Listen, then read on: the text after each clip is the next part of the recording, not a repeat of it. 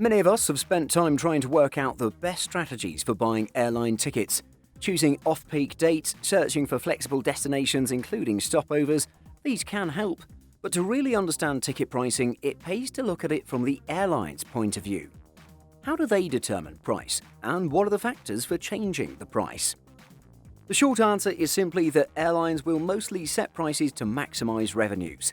But how does this work exactly? This video takes a look at these complex and largely hidden pricing strategies. It'll come as no surprise that ticket pricing is a well-developed, constantly evolving process, mostly controlled these days by computer algorithms. Pricing is, in most cases, automated, based on airline experiences and set parameters. This, of course, has not always been the case. Before the 1970s, many countries had some form of regulated ticket pricing. For example, this did not fully change in the US until 1978 with the introduction of the Airline Deregulation Act. Before this time, regulations in the US defined which routes an airline could operate and the fares that could be charged. Deregulation opened up flying to many more travelers and airlines and generally lowered fares, but not without some pain and bankruptcies. To give an idea of pricing before deregulation, some figures are given by Stephen Breyer in a 2011 Bloomberg article. Using inflation-adjusted dollars, he writes, "In 1974, the cheapest round-trip New York-Los Angeles flight that regulators would allow was $1,442. Today, one can fly that same route for $268. Of course, in almost all corners of the world, pricing these days is not fixed or controlled, and airlines will seek to maximize profits made through ticket sales. A ticket can be worth different amounts to different people, and pricing is about determining this value and making the most from it. This is summed up well in a recent CNBC article on airfares. Today, airlines price tickets as much as the customer and market will bear, according to consultant and former airline planning executive Robert W. Mann. Pricing and availability of fares are determined these days using a system of booking classes. These are different to travel classes like economy, premium economy, and business class. Instead, they are a series of letters that define the fare level paid.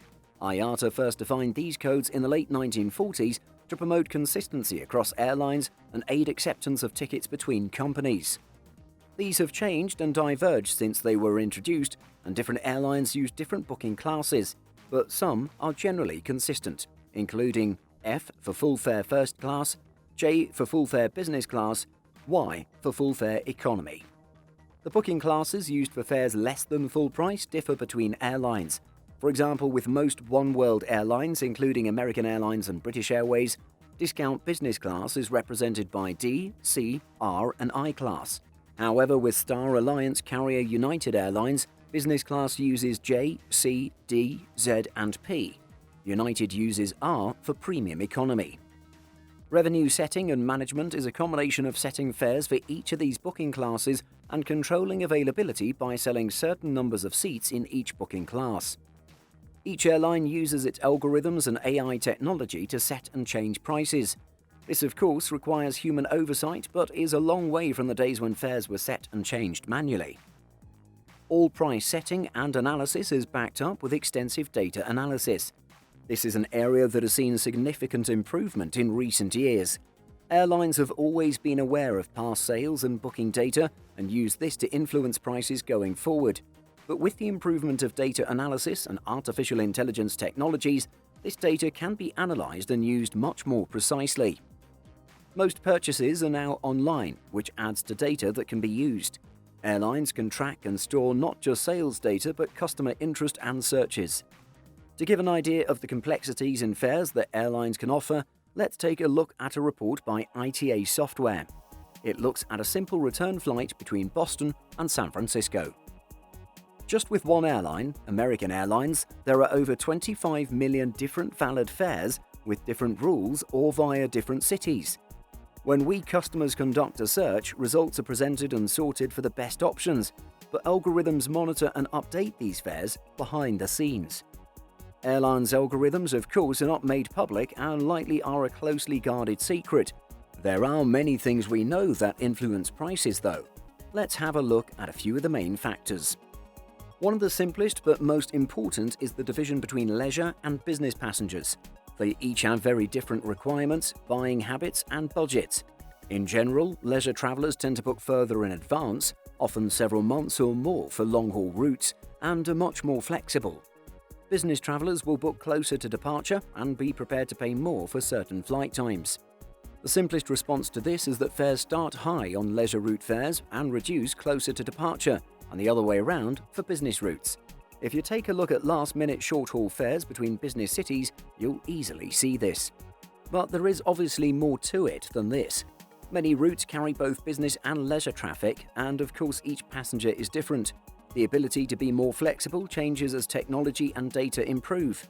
These days, this may include customer profiling and offering fares based on previous searches or purchases. Airlines are starting to do this, but there is a long way to go, both in ability and regulation. As we have all experienced, prices can vary significantly over the months leading up to a flight.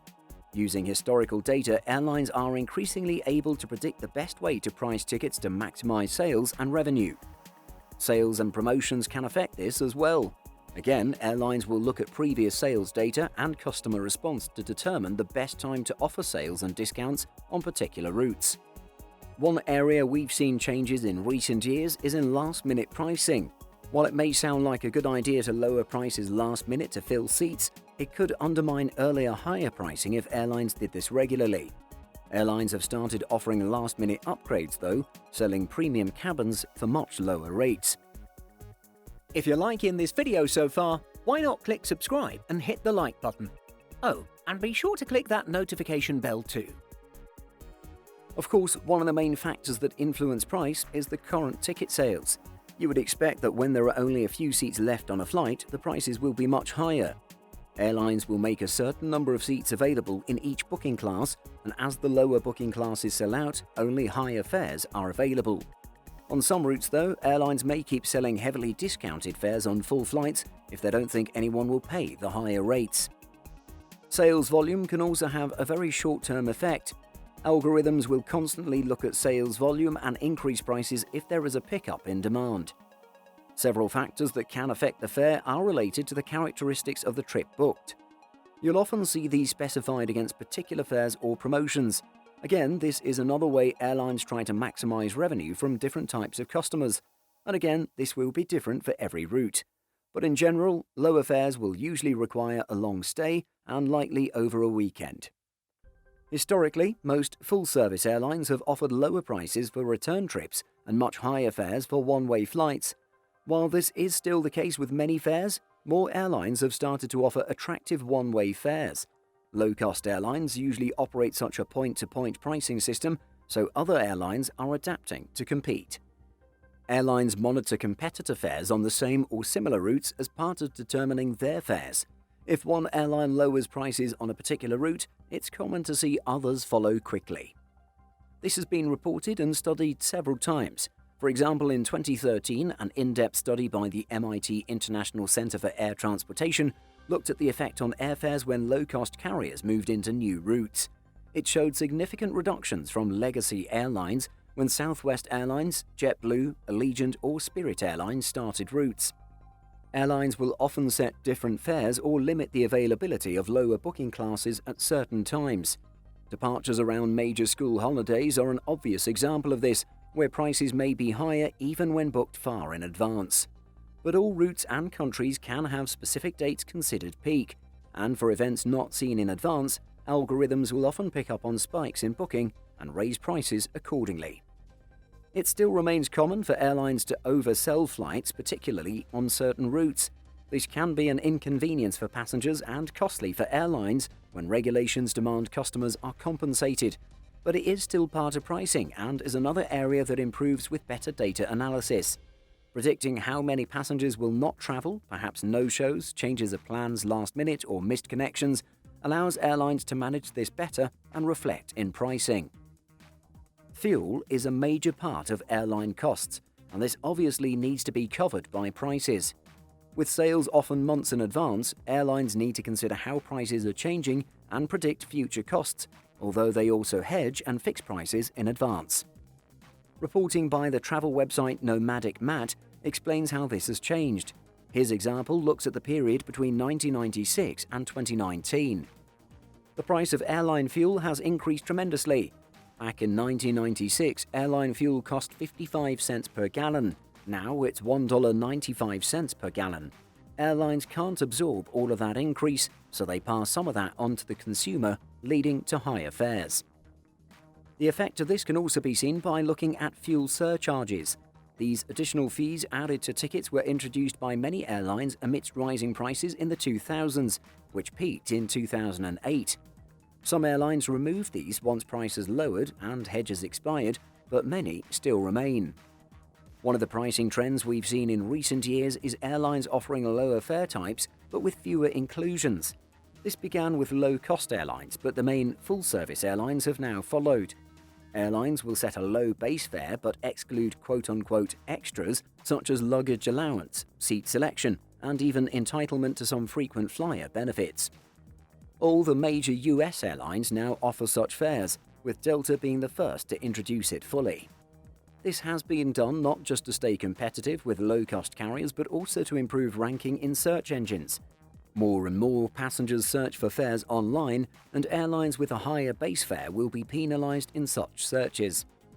Airlines are making full use of algorithms and AI technology to price tickets, but passengers can take advantage of similar technologies to find the best prices.